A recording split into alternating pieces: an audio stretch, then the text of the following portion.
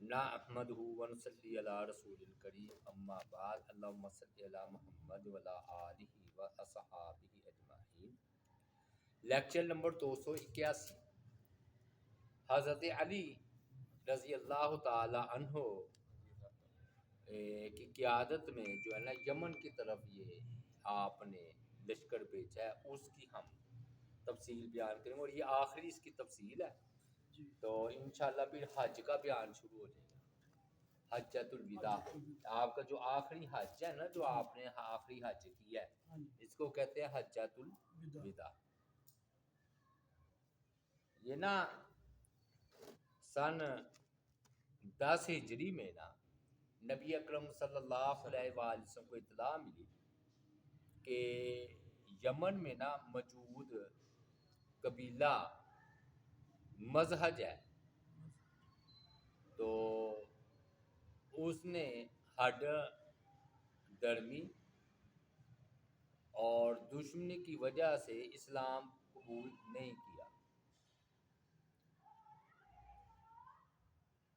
مسلمانوں سے اب دشمنی مول لینا کسی ممکن نہیں رہا تھا، کیونکہ سب پر تو مسلمان غالب آ چکے تھے۔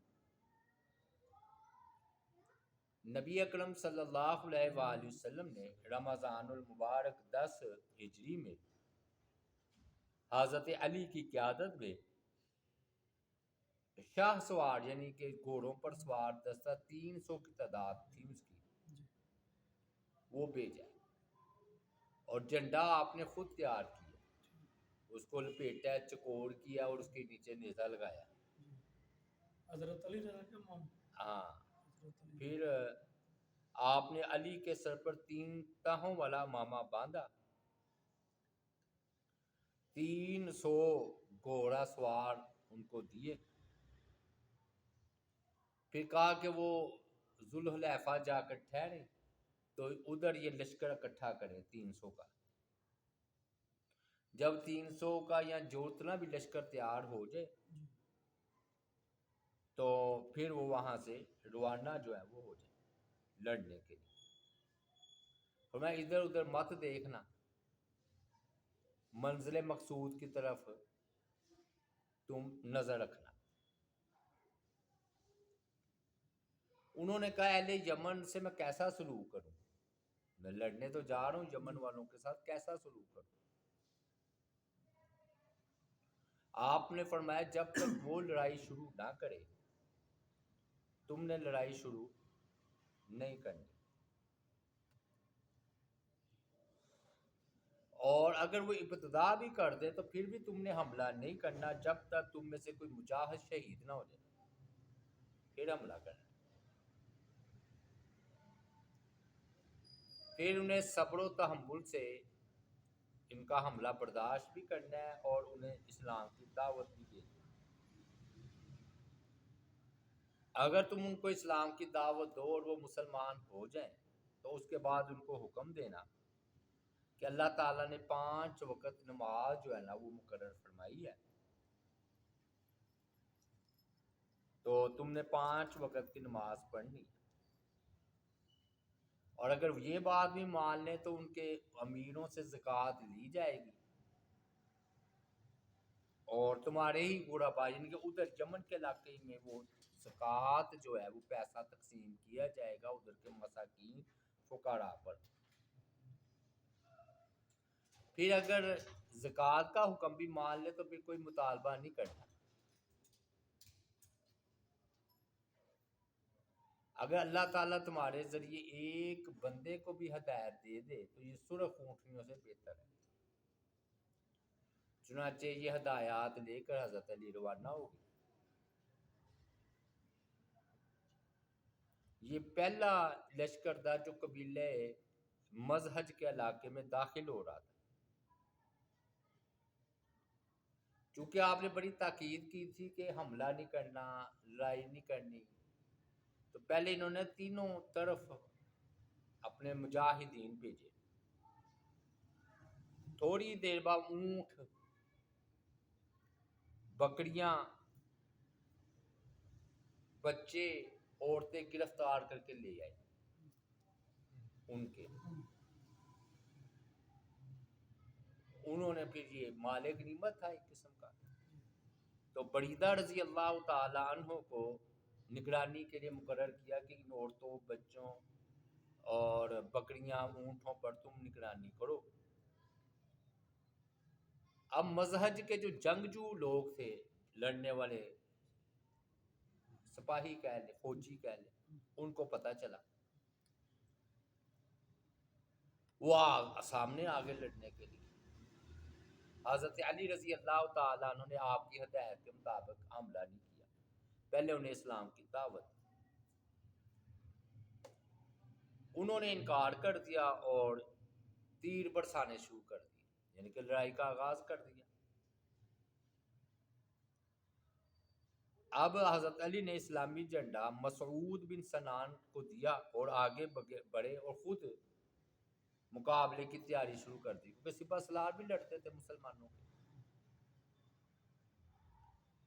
مزہج کافر قبیلے کا ایک بندہ تھا، اس نے اکیلے مقابلے، انفرادی اکیلے مقابلے کے لیے للکارا. پہلے رواج تھا کہ آؤ اکیلے اکیلے لڑو.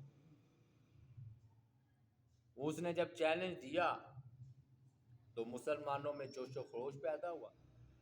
اسود بن خزائی تھے رضی اللہ تعالی عنہ، انہوں نے دشمن کا چیلنج جو ہے وہ قبول کیا اور وہ آگے بڑھے ان سے لڑنے کے لیے. واروں کا تبادلہ ہوا، اور گھوڑے کو وہ بھی ایڑ لگاتا، یہ بھی لگاتا، آمنے سامنے آ کر لڑتے. 3-4 ہی واروں میں انہوں نے اس کو تڑپتا ہوا ڈھیر کر دیا، کافر. اب یہ اصول ہے کہ اگر انفرادی مقابلہ ہونا تو اس کا اسلحہ جیتنے والے کا ہوتا ہے. تو اسود رضی اللہ تعالیٰ عنہ نے اس کا اسلحہ اپنے قبضے میں لے لیا، کیونکہ یہ اس کے مالک ہو گئے نا، اور واپس لشکر میں آ گئے. پھر حضرت علی رضی اللہ تعالیٰ عنہ نے بھرپور حملے کا حکم دے دیا اور مذہبی جو جنگجو تھے ان کو چاروں طرف سے گھیر لیا. اب دیکھتے ہی دیکھتے تھوڑی دیر مقابلہ کیا، پھر وہ دم دما کر بھاگنا شروع ہوئے. لاشیں میدان میں پڑے تھے 20 کے قریب، ان کے 20 کے قریب بندے مارے گئے. باقی فوجیوں نے جان بچا بھاگ کر جان بچائی، جس کا جدھر منہ اٹھا بھاگ نکلا. علی رضی اللہ تعالی عنہ نے اپنے جوانوں کو تعاقب کرنے سے روک دیا. انہیں یقین تھا کہ ان کو اسلام کی صداقت کا یقین ہو گیا ہے اور یہ اسلام قبول کر لیں گے، اور ایسا ہی ہوا. حضرت علی رضی اللہ تعالی نے تھوڑی دیر انتظار کیا اور انہیں دوبارہ اسلام کی دعوت دی. اب وہ فوراً حاضر ہوئے اور انہوں نے اسلام کو جو ہے نا وہ قبول کر لیا. اس کے بعد سردار بھی آگے بڑھے اور انہوں نے بھی اسلام قبول کر لیا. حضرت علی کے ہاتھ بیعت کی نبی اکرم صلی اللہ علیہ وآلہ وسلم کی، اور کہنے لگے کہ ہم اپنی قوم کی طرف سے بھی بیعت کریں، یعنی کہ ہم بھی آپ کے فرما بردار ہیں، ہماری قوم بھی آپ کی فرما بردار ہے، اور یہ ہمارے صدقات یعنی کہ زکوٰۃ کا مال حاضر ہے، آپ ان میں سے اللہ کا جو حق ہے وہ وصول کیجیے. حضرت علی رضی اللہ تعالیٰ عنہ نے غنیمتیں جمع کرائیں، 5 حصوں میں نے تقسیم کیا. 5 حصے یہ ہوتے ہیں کہ 4 حصے مجاہدین میں تقسیم ہو جاتے ہیں. 5واں حصہ جسے خمس کہتے ہیں، یہ نبی اکرم صلی اللہ علیہ وآلہ وسلم کے لیے مخصوص تھا، اور آپ پھر اپنی ثواب دید پر، اپنے گھر والوں پر، فقراء مساکین پر خرچ کرتے تھے. باقی 4 حصے جو لڑتے ہیں نا مجاہدین ان کا ہوتا ہے. لیکن اب ایک طریقہ یہ تھا کہ نبی اکرم صلی اللہ علیہ وآلہ وسلم اپنی سخاوت کی وجہ سے خمس میں سے بھی ادھر کچھ مجاہدین کو دے دیا کرتے تھے. حضرت علی نے کچھ نہیں دیا. ساتھیوں نے اس میں سے بھی مطالبہ کیا کہ ہمیں کچھ دیں، یہ جو 5واں حصہ آپ نے نکالا ہے. فرمایا کہ میں تو اسے نبی اکرم صلی اللہ علیہ وآلہ وسلم کی خدمت میں بھیج رہا ہوں اور وہی اس کا فیصلہ فرمائیں گے. کچھ دینا ہے تو وہ تمہیں دے دیں گے، نہیں دینا ہوگا تو نہیں دیں گے. اب ادھر یہ تھا، ادھر نبی اکرم صلی اللہ علیہ وآلہ وسلم حج کے لیے مکہ مکرمہ جا رہے تھے. یہ وہی وقت ہے نا. اور ہم حضرت علی نے کہا ہم ادھر ہی آپ سے ملاقات کریں گے مینا میں، مکہ میں، کیونکہ آپ تو مدینہ میں ہے نا، تو حج کے لیے آپ مکہ جا رہے تھے. پھر آپ جو فیصلہ فرمائیں گے ہم اس پر عمل کریں گے. لہذا حضرت علی یہ مال لے کر روانہ ہوئے. انہوں نے مقام فنک پر پہنچ کر ابو رافع رضی اللہ تعالیٰ، یہ ایک اور صاحب ہیں، ان کو مال غنیمت کی ذمہ داری سونپی کہ یہ آپ کے حوالے ہے، اور خود تیز رفتاری سے آگے بڑھ گئے. یمنی کپڑے تھے، بڑے بڑے ڈھیر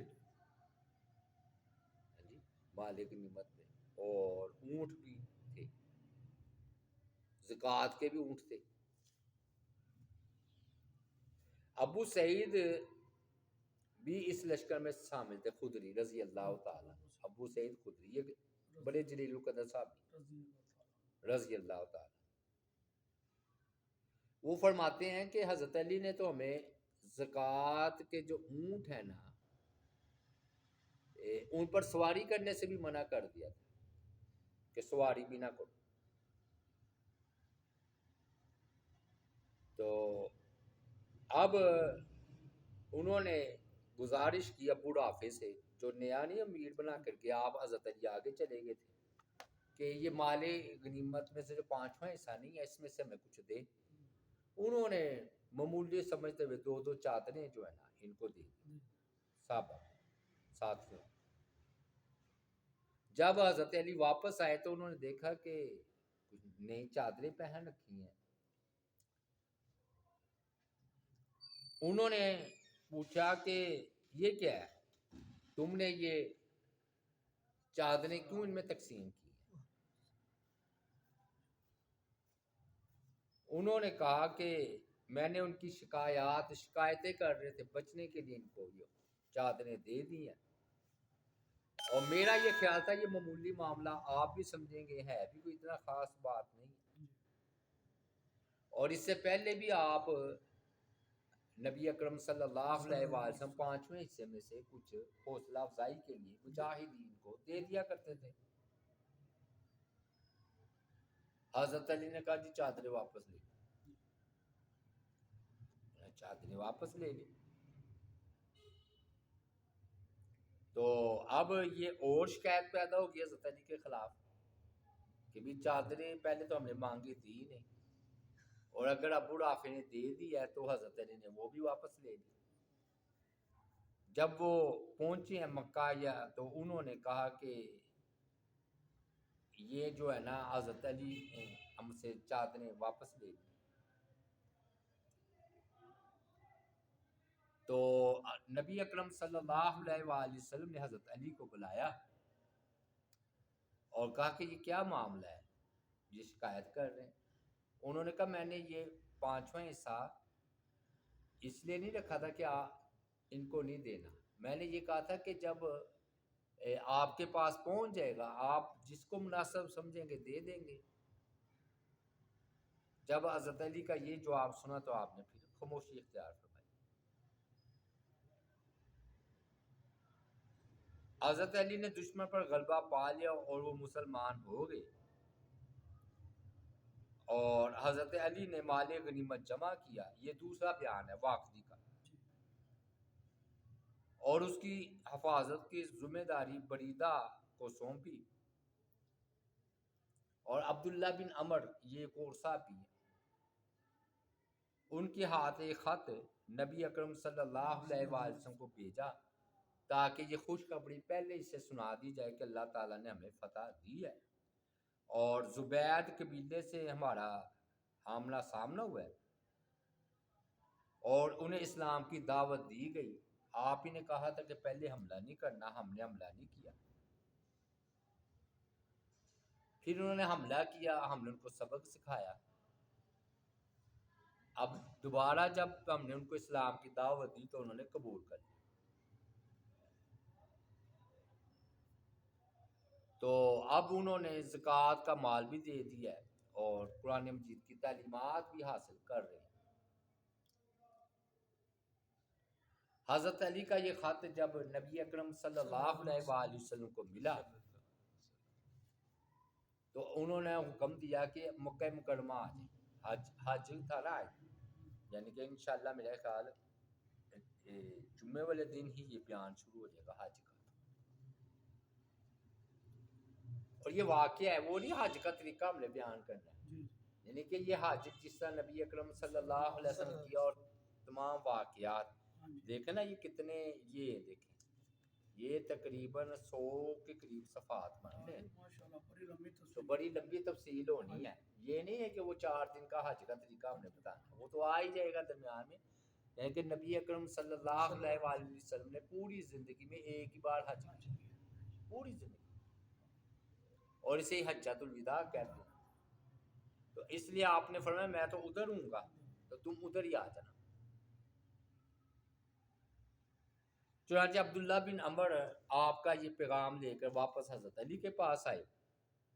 حضرت علی حج کے دنوں میں نبی اکرم صلی اللہ علیہ وآلہ وسلم کی خدمت میں حاضر ہوئے. آپ نے فرمایا جب تم نے احرام باندھا تو کیا نیت کی تھی علی؟ تو حضرت علی نے کہا تھا کہ میری وہی نیت ہے جو رسول اکرم صلی اللہ علیہ وسلم کی نیت ہے. آپ ان کو کوئی پتہ نہیں تھا، کیونکہ حج قران ہوتی ہے، حج تمتع ہوتا ہے اور حج افراد ہوتا ہے، اکیلے ہی حج ہے. حج قران اسے کہتے ہیں کہ حج عمرے میں ایک ہی احرام میں کیا جائے، احرام نہیں اتارا جاتا. حج تمتع اسے کہتے ہیں جاتے ہی عمرہ کیا جائے پھر احرام اتار دیا جائے، اور جب 4 دن حج کے ہوتے ہیں آ کر پھر حج کر لیا جائے. اسے کہتے ہیں فائدہ اٹھانا. حج تمتع قران کا مطلب ہے ملانا، حج عمرے کو ملا دیا نا. اور حج افراد کہتے ہیں صرف حج، عمرہ نہیں، اس میں صرف حج. تو اب ہوا یہ کہ انہوں نے نبی اکرم صلی اللہ علیہ وسلم نے حج قران کی نیت کی تھی. ہاں جی. اب جب سیدنا علی یمن تشریف لائے تو ایک اور واقعہ بھی ہے، کعب احبار کا قبول اسلام. تو حضرت علی یمن تشریف لائے تو انہوں نے خطبہ ارشاد فرمایا. کعب احبار ایک یہودی عالم تھے. انہیں پتہ چلا تو وہ خوبصورت لباس پہن کر اپنی سواری پر بیٹھ کر خطبہ سننے آئے. ان کے ساتھ ایک یہودی عالم بھی تھا. دونوں حضرت علی کا خطبہ انہوں نے سنا. حضرت علی فرما رہے تھے کچھ لوگ ایسے بھی ہیں کہ رات کو انہیں دکھائی دیتا ہے کچھ اور دن کو ان کو کچھ دکھائی نہیں دیتا. کعب نے کہا کہ اے علی آپ نے درست فرمایا. اور حضرت علی نے کہا کچھ لوگ تو ایسے بھی ہیں جن کو نہ رات کو کچھ نظر آتا ہے نہ دن کو کچھ نظر آتا ہے. کعب نے پھر کہا اے علی آپ نے بالکل درست فرمایا.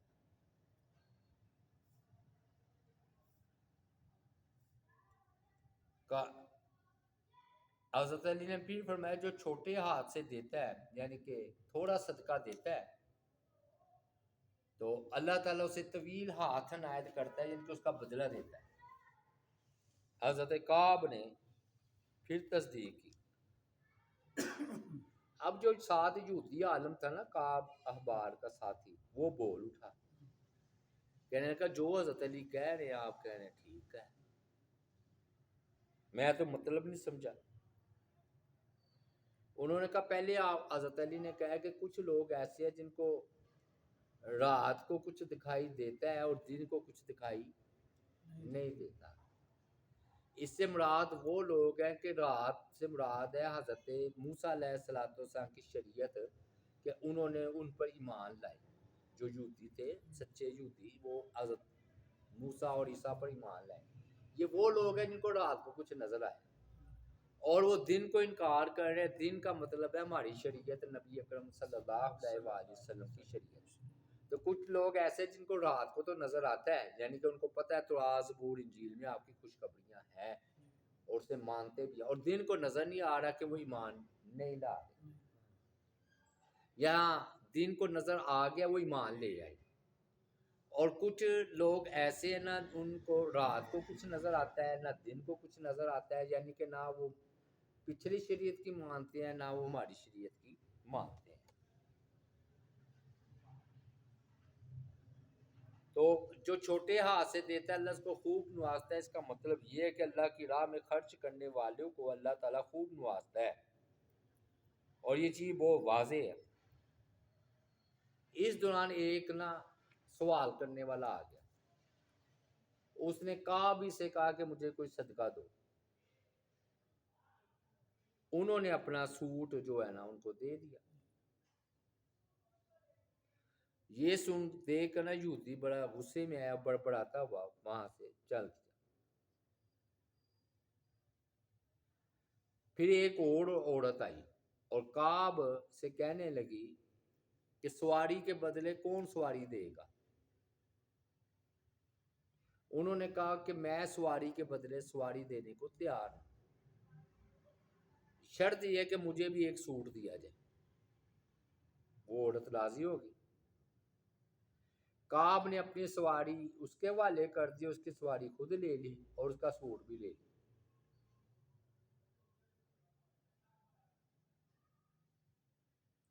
اور اس پر سوار ہو کر کعب چل پڑے. انہوں نے سواری کو بہت تیز بھگایا.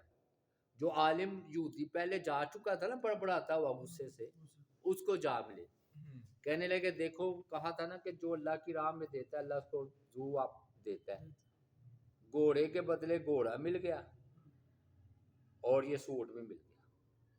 واپس آ گیا نا.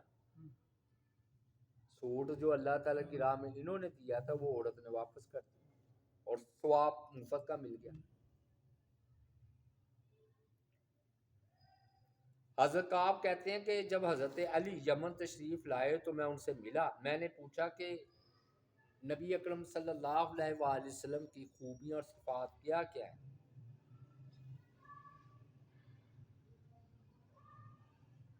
وہ مجھے نبی اکرم صلی اللہ علیہ وسلم کے فضائل اور ذاتی محاسن بتا رہے تھے اور میں مسکرا رہا تھا.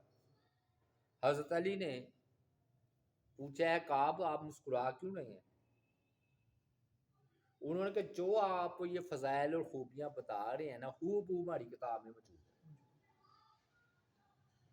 تورات زبور انجیل میں یہ خوبیاں موجود ہیں.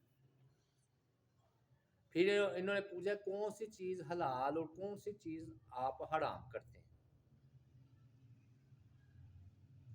انہوں نے آگے سے کہا کہ یہ چیز حلال کرتے ہیں اور یہ چیز حرام کرتے ہیں.